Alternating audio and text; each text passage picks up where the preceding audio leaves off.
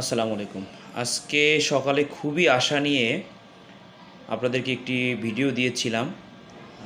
যেখানে একটি সুন্দর আশা করেছিলাম যে আসলে আজকে সুন্দর একটি রায় হবে বাংলাদেশে এবং আমাদের এই রায়টি বাংলাদেশের জন্য একটি ন্যায় বিচার প্রতিষ্ঠা করবে। আপনারা জানেন যারা ভিডিওটি দেখেছেন, বেশি করে হচ্ছে নাসির এবং তামিমাকে নিয়ে তারা যে ব্যভিচারে যে লিপ্ত হয়েছিল তার প্রমাণ কতটুকু পেয়েছে চেষ্টা করব ভিডিওতে সামান্য সারসংক্ষেপ তুলে ধরার জন্য।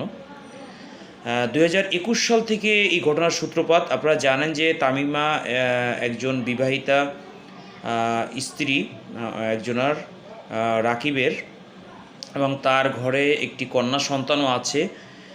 সেই তামিমা পরকীয়া সম্পর্কে জড়ান আমাদের ক্রিকেটার নাসির হোসেনের সাথে, যার ফলে তিনি সেই সংসার ত্যাগ করে তাকে বিয়ে যে করা অবস্থায় ছিল সে অবস্থায় ডিভোর্স না দিয়ে তিনি যে অবৈধভাবে জড়িয়ে পড়লেন। এবং এখানে কিন্তু বাংলাদেশের যে পরকীয়া আইন আছে 1860-এর 497 ধারায় যে আইন আছে সে আইনে কিন্তু এটার বিচার আছে এবং এখানে আপনারা জানেন যে সর্বোচ্চ 7 বছরের কারাদণ্ড হওয়ার কথা ছিল প্রমাণ হওয়ার পরে। আসলে আজকে খুবই কষ্ট লেগেছে, খুবই মর্মাহত, খুবই দুঃখিত বিষয়টি নিয়ে যে তারা আজকে খালাস পেয়েছে। এটা আমাদের সমাজের জন্য একটি নেতিবাচক দৃষ্টান্ত হয়ে থাকবে এবং এর ফলে আরও বেশি পরকীয়া হওয়ার সম্ভাবনা থাকবে। অনেকেই অনৈতিক কাজে কর্মে লিপ্ত হয়ে যাবেন, এরকম শঙ্কা আমরা আসলে করতেই পারি। তবে আদালতকে ভুলভাল তথ্য দেওয়া হয়েছে এবং এর মধ্যে অনেক কিছুই হয়তো বা থাকতে পারেন, যেটা আসামির আইনজীবী ইসরাত জাহান তুলে ধরেছেন আজকে।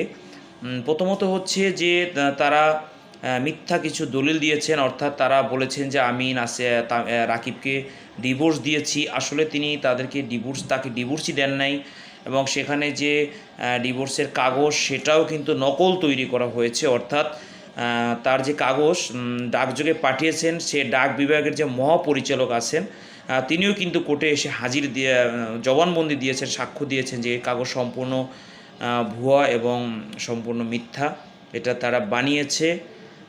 এবং নাসির হোসেনও নাকি রাকিবকে ফোন করে বলেছেন যে আমি তোমার স্ত্রীকে বুঝে শুনেই বিয়ে করেছি, জেনে শুনিয়ে বিয়ে করেছি।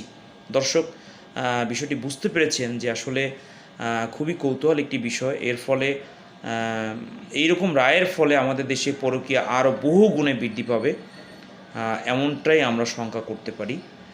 তো আসলে এইটি আরও গভীরভাবে দেখা উচিত ছিল, এই জাজমেন্ট আরও উচ্চ আদালতে এখানে আরও গভীরভাবে এটা পর্যবেক্ষণে যাবে এবং যাওয়া উচিত, যার ফলে তাদের শাস্তি যদি তারা পায় কৃতকর্মের শাস্তি, তাহলে অবশ্যই সমাজে সবার মধ্যে একটা আতঙ্ক বিরাজ করবে। তাহলে ব্যভিচার, জিনা এবং পরকীয়ায় আর সহসাই কেউ লিপ্ত হবেন না।